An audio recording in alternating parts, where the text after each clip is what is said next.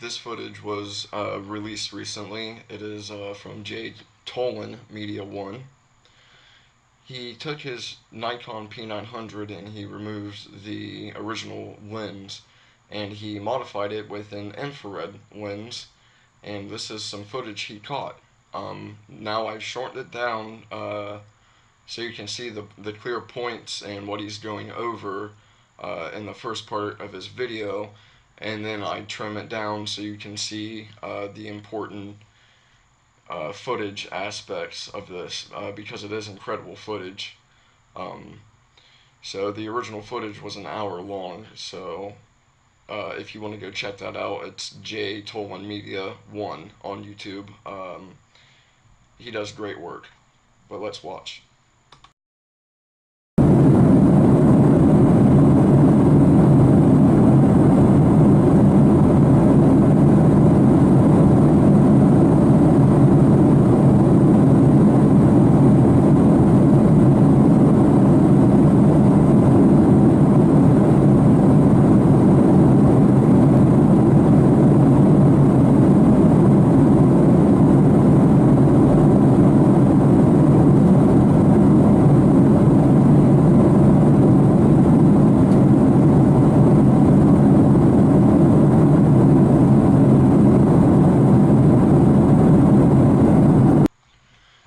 So if you just saw what I just saw, and you still think that there's curvature, that the notion and the idea of seeing curvature from the ground, or seeing curvature from an airplane, it just it's not there.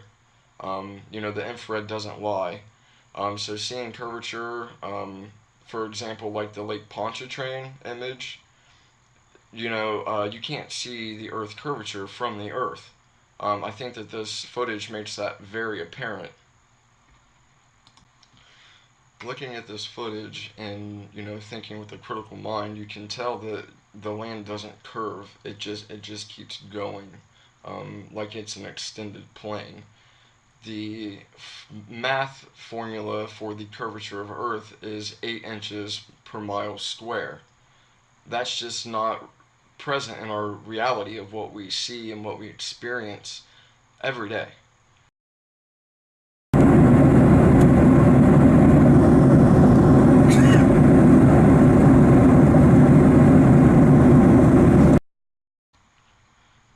This footage does a great job of showing that there is a major lacking in measurable curvature.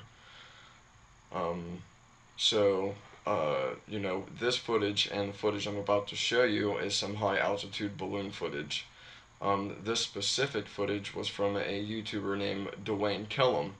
Let's go ahead and see what he has to say and give his explanation of any perceived curvature from any footage that comes from that high.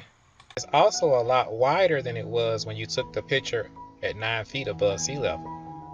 Remember how the camera works? The lens focuses light on the image sensor. This is when the 1 to 2% distortion will come into play. The object is now so large and far away, the distortion caused by the lens is easier to see. That distortion was always in the lens. It's harder to see when the object recorded is small and close to the camera. It is easier to see the 1 to 2% distortion on a much larger and further back horizon. The bending distortion, also known as barrel distortion, is present in all lenses, even rectilinear lenses. The difference is you would have to have a much wider and longer shot to see the distortion with a rectilinear lens. I hope this clears up the matter for all the folks who had questions about. Like I said, this footage is from a YouTube channel that goes by the same name, Dwayne Kellum. He's done several high altitude balloon launches. This was his 15th attempt at a balloon launch, and he actually made it 85 miles up before ultimately the balloon burst.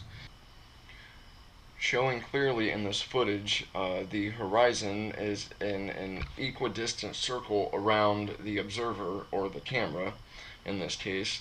Now, if the Earth were a ball, it doesn't matter how big of a ball, the horizon will always remain fixed relative to the observer, or the camera in this case.